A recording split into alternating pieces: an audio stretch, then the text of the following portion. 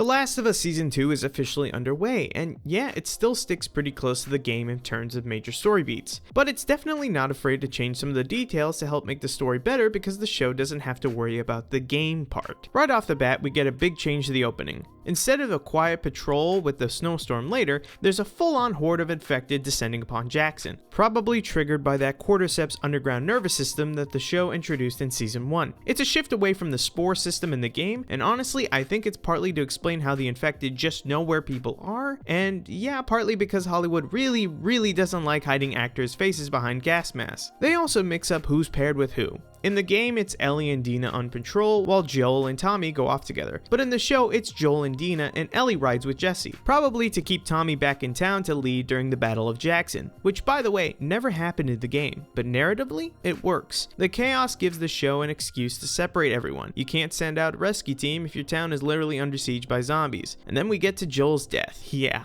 They stayed pretty faithful to this one, almost shot for shot. Just swapped out Tommy for Dina as Joel's patrol partner. I'm not gonna lie, it still hurts. Even if you saw it coming from playing the game, seeing Joel go out like that, it's still brutal. And for people who are watching the show only, it's a gut punch. But here's the thing, Joel's death was always gonna happen. From a narrative standpoint, it absolutely had to. The world of The Last of Us is cruel and bleak and merciless. Joel's done terrible things to survive. Sooner or later, someone was gonna have to come back for him. It's not a twist. It's a natural consequence of the world that they live in. It's not supposed to be satisfying. It was never meant to feel right. And honestly, that's the point. There's way more to unpack, especially with how part 2 frames grief, vengeance, and the cycle of violence. But that's another video entirely. I'm still loving this show so far, and I'm really curious on how they're going to show that new story lead with Joel killing Eugene. But let me know your thoughts down in the comments below.